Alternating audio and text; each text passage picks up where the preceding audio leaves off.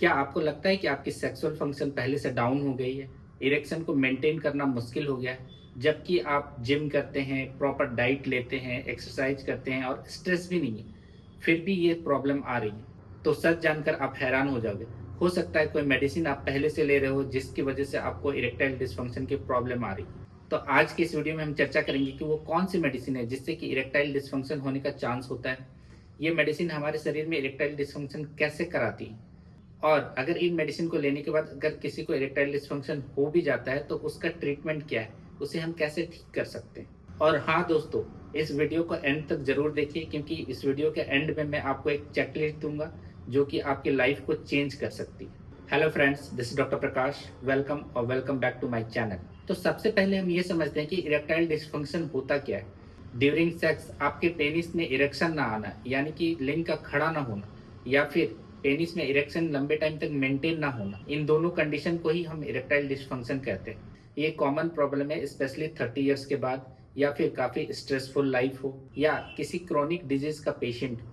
लेकिन एक चीज़ जो हमेशा इग्नोर कर देते हैं वो है प्रिस्क्राइब्ड मेडिसिन। बहुत सारी कॉमनली प्रिस्क्राइब्ड मेडिसिन डायरेक्टली या इनडायरेक्टली सेक्सुअल फंक्शन को अफेक्ट करती है, और जिसके कारण इरेक्टाइल डिस्फंक्शन होता है।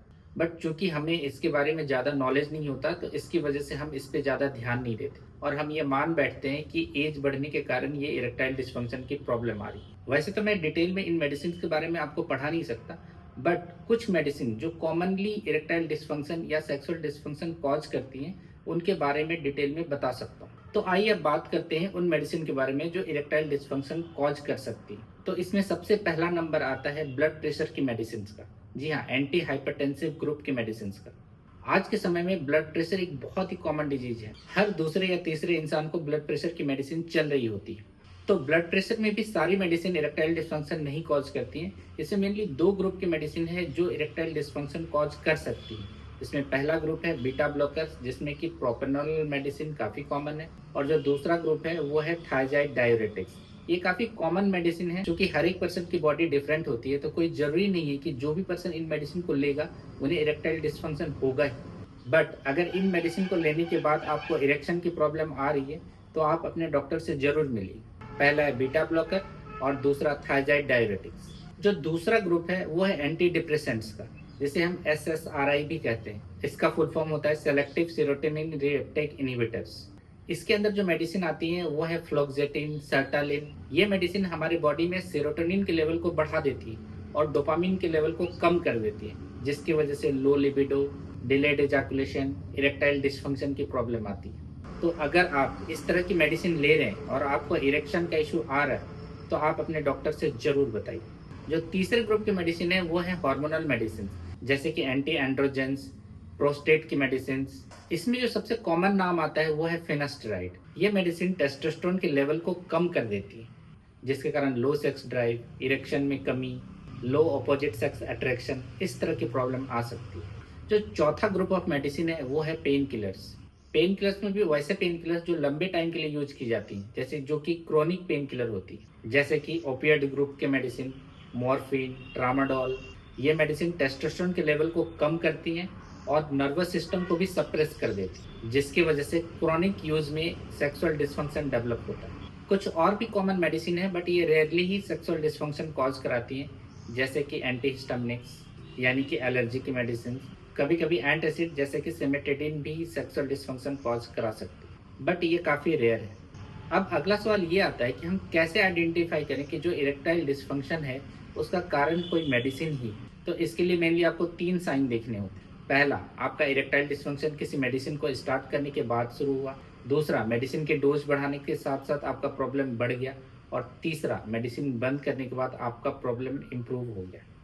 बट हाँ, अगर आपको ऐसा लगता है कि आपका जो इरेक्शन का प्रॉब्लम है वो किसी मेडिसिन के कारण है, तो आप किसी क्वालिफाइड डॉक्टर से ज़रूर मिलें। इसका सेल्फ डायग्नोसिस ना करें। खुद से मेडिसिन को बंद कर देना एक बहुत बड़ी गलती हो सकती है, क्योंकि अगर आपने ब्लड प्रेशर की मेडिसिन, डिप्रेशन की मेडिसिन को सडनली बंद कर दिया तो आपका ब्लड प्रेशर सडनली बहुत हाई हो सकता है, आपको डिप्रेशन के बहुत दौरे आ सकते हैं। इस चीज़ को हम रिबाउंड फेनोमेना कहते हैं। तो इसलिए आप कंसल्टिंग डॉक्टर से मिलें, इसके बारे में डिटेल में चर्चा करें, उन्हें भी ये बताएं कि आपको क्या प्रॉब्लम हो रही है, मेडिसिन लेने के बाद कौन सी प्रॉब्लम बढ़ गई, और उसके हिसाब से उन्हें डिसाइड करने दें कि इस मेडिसिन के जगह पे कोई दूसरी मेडिसिन चालू कर सकते हैं या नहीं, जिससे कि आपका प्रॉब्लम भी सॉल्व हो जाए और मेडिसिन बंद करने का साइड इफेक्ट भी ना हो। ये तो हो गई प्रॉब्लम की बात। अब आते हैं सॉल्यूशन पे कि अगर किसी मेडिसिन से आपको इरेक्टाइल डिस्फंक्शन की प्रॉब्लम हो रही है तो क्या करना चाहिए। तो इसका पहला स्टेप है आप अपने डॉक्टर से मिलें, उन्हें डिटेल में अपने प्रॉब्लम के बारे में बताएं और शर्माने की बिल्कुल भी ज़रूरत नहीं है क्योंकि ये एक मेडिकल इशू है। स्टेप नंबर 2, आपके प्रॉब्लम सुनने के बाद डॉक्टर क्या कर सकते हैं। डॉक्टर या तो आपके मेडिसिन का डोज चेंज कर सकते हैं या फिर आपके मेडिसिन चेंज कर सकते हैं, कोई सेफ मेडिसिन ऐड कर सकते हैं। स्टेप नंबर 3, अपना लाइफस्टाइल इम्प्रूव करें। अगर आप मेडिसिन ले रहे हैं तो आपकी हेल्थ पे काम करना बहुत ज़रूरी है। इसके लिए रेगुलर एक्सरसाइज करें, हेल्दी डाइट लें।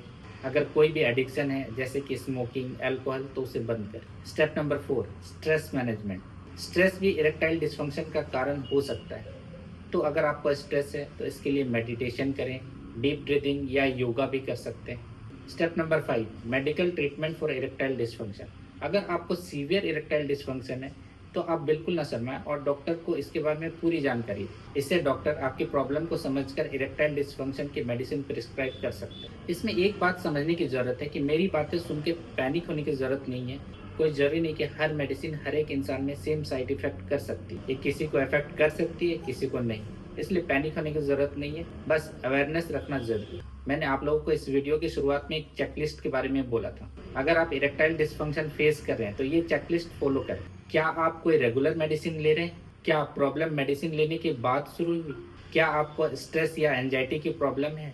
क्या आपका लाइफस्टाइल हेल्दी है? अगर 2 या उससे ज़्यादा चेकलिस्ट का आंसर यस है तो आप किसी डॉक्टर से कंसल्ट करें। तो दोस्तों, आज के इस वीडियो में मैंने बहुत सिंपल तरीके से ये समझाने की कोशिश की है कि कौन सी मेडिसिन लेने से इरेक्टाइल डिस्फंक्शन का प्रॉब्लम हो सकता है, कैसे हम इसे आइडेंटिफाई करें और अगर हमने इसका आइडेंटिफाई कर लिया तो इसका सॉल्यूशन क्या है। और लास्ट में एक ज़रूरी सलाह, बिना डॉक्टर के एडवाइस के कोई भी मेडिसिन बंद ना करें और कोई भी मेडिसिन खुद से चालू ना करें। दोस्तों, आपका हेल्थ बहुत ही इंपॉर्टेंट है, इसलिए हेल्थ के साथ कभी भी खिलवाड़ ना करें। जब भी कोई मेडिसिन चालू या बंद करने की बात हो तो किसी एक्सपर्ट का ओपिनियन जरूर लें। तो दोस्तों, अगर आज का वीडियो आपको इन्फॉर्मेटिव लगा हो तो एक लाइक ज़रूर करें, वीडियो को शेयर करें, चैनल को सब्सक्राइब करना ना भूलें। मिलते हैं एक नए वीडियो में एक नए टॉपिक के साथ। तब तक के लिए स्टे हेल्दी, स्टे कॉन्फिडेंट।